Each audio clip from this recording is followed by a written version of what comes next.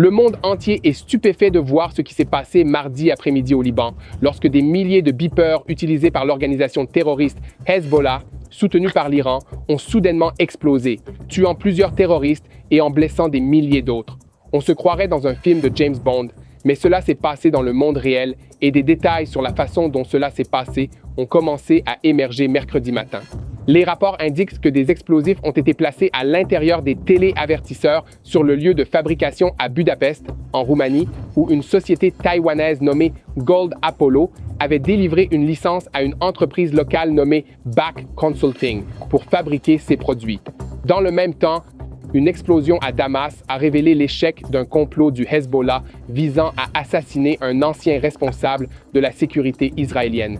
Par ailleurs, un djihadiste de haut rang, responsable des attaques à la roquette contre Israël lancées depuis Rafah, dans le sud de la bande de Gaza, a été éliminé et la preuve définitive a été apportée que le chef du Hamas, Yehia Sinwar, n'est pas intéressé par un accord de cessez-le-feu qui inclurait la libération des otages israéliens. Le Hamas et d'autres organisations terroristes subissent également une pression extrême de la part des forces de défense israéliennes en Judée et en Samarie. Entrons dans les détails. Je m'appelle Yair Pinto et voici votre rapport Boots on the Ground sur ce qui se passe en Israël au 348e jour de la guerre contre le Hamas, le Hezbollah, l'Iran et tous ses mandataires terroristes au Yémen, en Irak et en Syrie. Avant de commencer le reportage d'aujourd'hui, je vous demande de prendre un moment pour cliquer sur le bouton d'abonnement afin que vous ne manquiez jamais un épisode de Boots on the Ground. Après l'événement sans précédent qui s'est produit dans tout le Liban, lorsqu'en un instant environ 5000 beepers ont explosé, de hauts fonctionnaires américains ont déclaré au New York Times qu'Israël avait mené l'opération contre le Hezbollah. Ils ont ajouté des détails, notamment le fait que les explosifs avaient été intégrés dans les beepers qui avaient été fabriqués à Taïwan avant d'être expédiés au Liban. Par ailleurs, le site web Al Monitor rapporte qu'Israël a décidé d'activer le programme Beeper après que des agents du Hezbollah eurent soupçonné que quelque chose était suspect à leur sujet et menacé de révéler l'ensemble de l'opération. En d'autres termes, le plan devait être activé ou l'occasion serait perdue. Le ministre libanais de la Santé a déclaré aux médias locaux au Liban qu'au moins 11 personnes avaient été tuées et plus de 5000 blessés lors de cet incident. Il a également été rapporté que l'ambassadeur d'Iran au Liban avait perdu un œil à la suite de l'explosion d'un beeper transporté par un garde du corps du Hezbollah.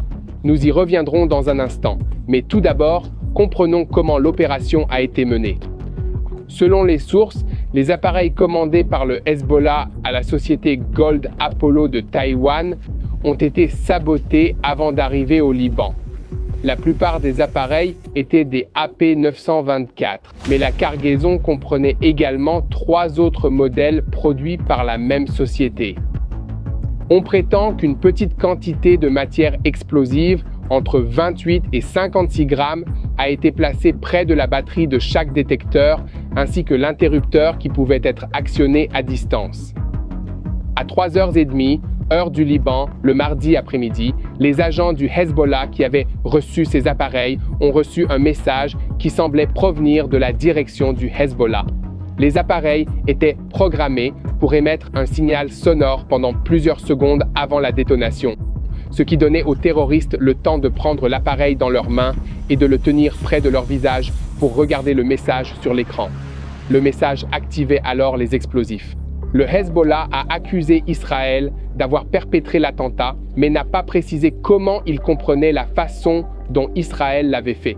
Les responsables israéliens n'ont pas commenté ces accusations et n'ont pas voulu confirmer ou infirmer l'implication d'Israël. Les experts indépendants en cybersécurité qui ont étudié les images de l'incident affirment qu'il est clair que l'intensité et la vitesse des explosions ont été causées par un type d'engin explosif. Cela réfute la théorie selon laquelle les batteries des appareils étaient programmées pour surchauffer et exploser, ce que certains analystes avaient initialement supposé. Pour donner ma propre analyse, cette attaque a frappé le Hezbollah dans son talon d'Achille parce qu'elle a mis hors service un moyen de communication clé et mis hors d'état de nuire pendant un certain temps des dizaines de personnes parmi les plus expérimentées, les mieux formées et les plus compétentes. Leur capacité à fonctionner en serait grandement affectée et cela pourrait même les convaincre qu'ils doivent faire marche arrière et cesser d'attaquer Israël avant de s'attirer de graves ennuis. Quoi qu'il en soit, les vidéos des caméras de vidéosurveillance montrant le moment où les beepers ont explosé et les images des blessés ont rapidement inondé les médias sociaux dans tout le Liban. De nombreuses images montrent des hommes avec des doigts coupés et d'autres blessures sur le visage, les jambes et pire encore. D'autres vidéos provenant des salles d'urgence des hôpitaux de tout le Liban montraient des scènes chaotiques de blessés soignés, parfois à même le sol, car il y avait beaucoup trop de blessés pour que chacun puisse être soigné dans un lit ou même sur une table. Des appels ont rapidement été lancés pour que les gens viennent donner leur sang dans les hôpitaux, mais certains rapports indiquent que cela n'a fait qu'ajouter au chaos, car peu d'hôpitaux étaient prêts à recevoir un grand nombre de personnes désireuses de donner leur sang. Les vidéos du moment de l'explosion montrent souvent des civils non impliqués qui s'enfuient en panique, pensant probablement que l'explosion a été causée par une frappe de drone. Au fur et à mesure que la nouvelle de l'attentat se répandait, des groupes WhatsApp ont commencé à partager des fichiers audio, des photos et des clips vidéo qui empiraient à chaque instant, témoignant de la peur et de la panique que cet incident avait provoqué dans la population libanaise en général. Une déclaration officielle a été faite par le Hezbollah, menaçant sombrement de riposter à cette attaque extraordinaire. Selon la BBC, il semble que l'organisation considère ce qui s'est passé aujourd'hui comme une escalade et l'on ne sait pas exactement ce qui se passera ensuite. Ce que nous savons, c'est que plusieurs centaines de combattants du Hezbollah ne se joindront pas à la riposte que le Hezbollah prépare, parce qu'ils sont trop gravement blessés pour le faire. En fait, des sources libanaises ont déclaré au portail d'information El Hadith qu'environ 500 membres du Hezbollah ont perdu l'usage de leurs yeux lorsque les beepers qu'ils tenaient devant leurs yeux ont explosé. Le réseau Sky News a publié un article d'analyse tard mardi soir, affirmant que les explosions mortelles des beepers appartenant au Hezbollah causeront un énorme embarras et déclencheront le chaos. Cela ressemble vraiment à une scène d'un film d'espionnage hollywoodien. Israël n'a pas assumé la responsabilité, mais tous les doigts seront pointés vers le Mossad, l'agence de renseignement israélienne connue pour ses nombreuses ressources en matière d'attaque contre les ennemis d'Israël. Une question évidente s'est posée à de nombreuses personnes lorsqu'elles ont entendu parler de cette histoire. Pourquoi le Hezbollah utiliserait-il encore des beepers? Je ne vous dirai pas quel âge j'ai, mais les beepers étaient considérés comme obsolètes et étaient déjà remplacés par des téléphones portables avant même que je n'entre à la maternelle. La réponse à cette question contient à la fois de l'ironie et de la tragédie, du moins du point de vue du Hezbollah. L'agence de presse Reuters a rapporté que le Hezbollah utilise des beepers pour échapper à la surveillance israélienne et éviter de donner à Israël la possibilité de suivre les mouvements de ses agents afin qu'ils puissent être ciblés pour des assassinats. Vous vous souvenez peut-être qu'Israël a utilisé des explosifs placés dans les téléphones portables de Yehiya Aisha, le fabricant de bombes Sino-Hamas, surnommé l'ingénieur, pour l'assassiner en janvier de l'année en cours.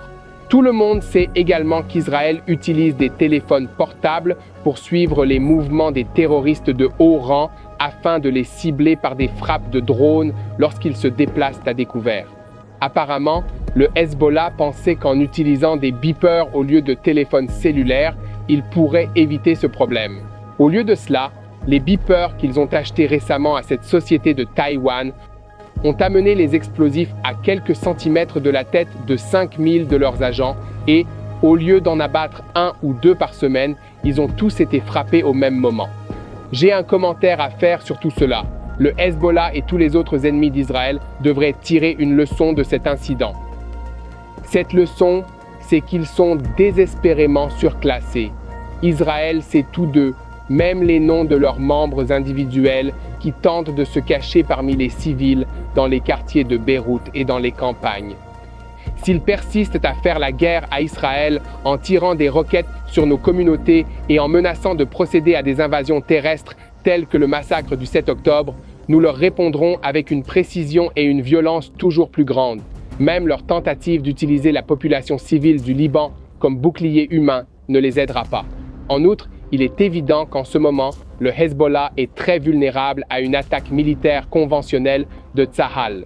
Le chaos et les déplacements que cette attaque a provoqués dans les rangs du Hezbollah, ainsi que les dommages considérables causés par Israël à ses capacités de lancement de roquettes au cours des dernières semaines, feront qu'il leur sera très difficile d'arrêter Tsahal si l'ordre est donné de repousser l'organisation terroriste vers le nord à partir de la frontière. Tous les ennemis d'Israël, ainsi que ses amis, attendent la suite des événements. Voyons maintenant ce que le Hezbollah a à dire à ce sujet. Une déclaration officielle de l'organisation a finalement été publiée tard dans la soirée de mardi et, étonnamment, la déclaration initiale n'imputait pas l'explosion des beepers à Israël. Au lieu de cela, la déclaration a simplement donné un rapport rapide sur ce qui était déjà généralement connu, en ajoutant un détail qu'une jeune femme non identifiée était parmi les personnes tuées par les explosions, ainsi que certains agents du Hezbollah. Le site d'information Voice of the Capital, affilié à l'opposition syrienne, a fait état au même moment de l'explosion d'une voiture à Damas, la capitale de la Syrie, causée par l'explosion d'une radio appartenant à un responsable du Hezbollah. Il s'agit de l'une des nombreuses explosions survenues en Syrie, selon les médias locaux syriens.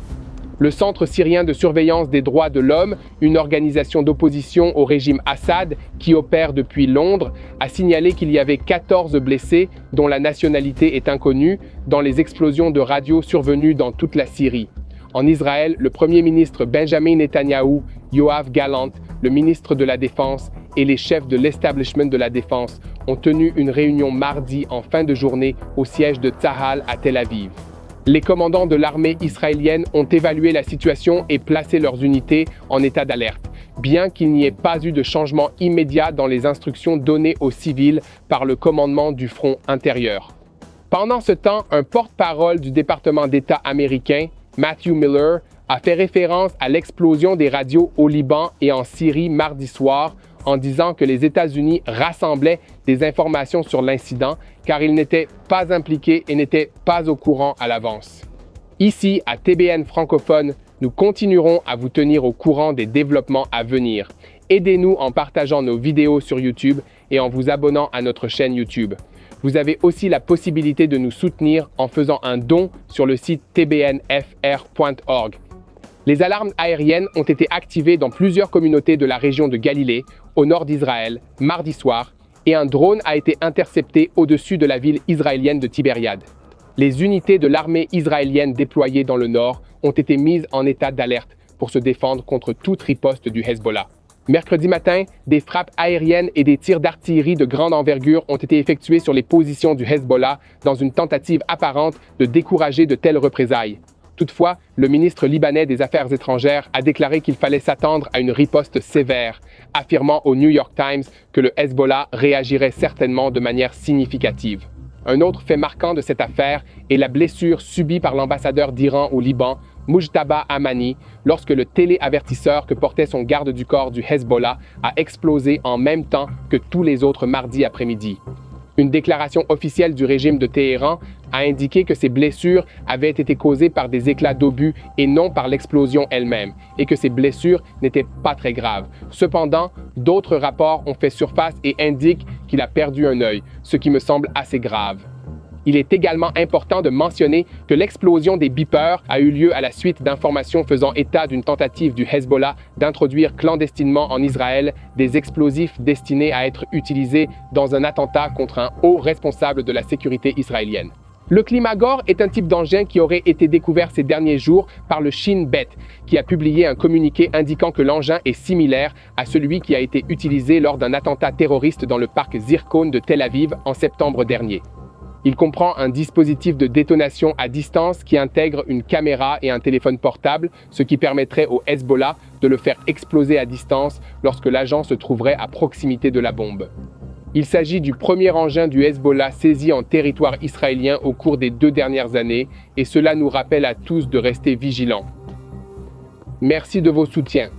Soutenez-nous vraiment pour que nous puissions continuer à vous fournir un contenu actualisé et détaillé sur ce qui se passe en Israël.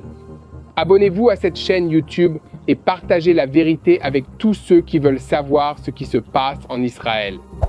Et si vous voulez faire un don pour notre travail ici à TBN francophone, allez sur notre site web à tbnfr.org ou cliquez sur le lien dans la description. Nous nous concentrons maintenant sur la bande de Gaza, où Tsahal a éliminé le commandant de l'unité de roquettes du djihad islamique palestinien dans la ville de Rafah. Le bureau du porte-parole de Tsahal a annoncé mardi qu'Ahmed Aïch Salma al-Kashash avait été éliminé lors d'une frappe aérienne le dimanche précédent.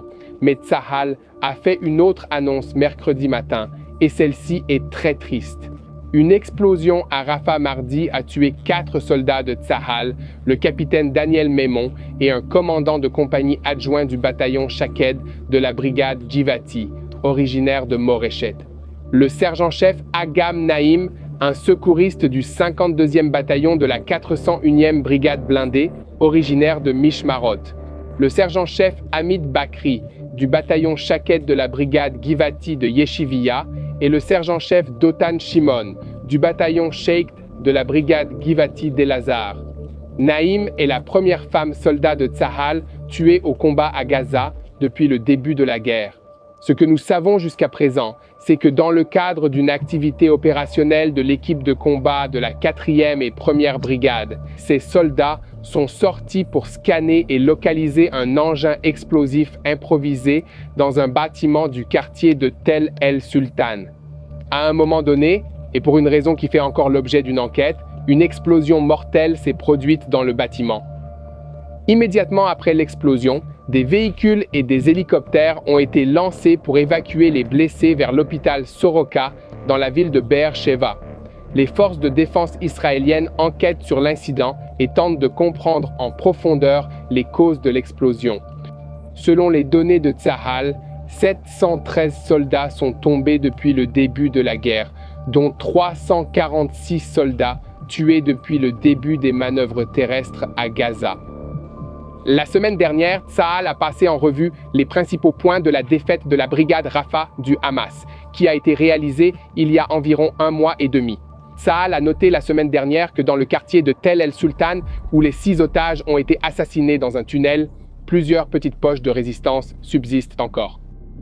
Les données de la division 162, qui opérait dans la région, ont révélé que 800 des 2308 terroristes du Hamas tués à Rafah l'ont été dans le quartier de Tel el-Sultan, y compris le quartier général du Hamas et les commandants des compagnies qui en dépendent. Continuez à diffuser la vérité, partagez et suivez nos vidéos. Abonnez-vous à cette chaîne YouTube afin que davantage de personnes comprennent ce qui se passe en Israël et qu'elles puissent prier pour la situation. Transmettez nos rapports afin que davantage de personnes soient informées de la vérité sur ce qui se passe en Israël. Dans une interview au New York Times publiée cette semaine, Khaled Mashal, l'un des dirigeants survivants du Hamas, a déclaré de manière incroyable que le Hamas avait le dessus et que l'organisation restait inébranlable et avait amené Tsahal à un état d'épuisement.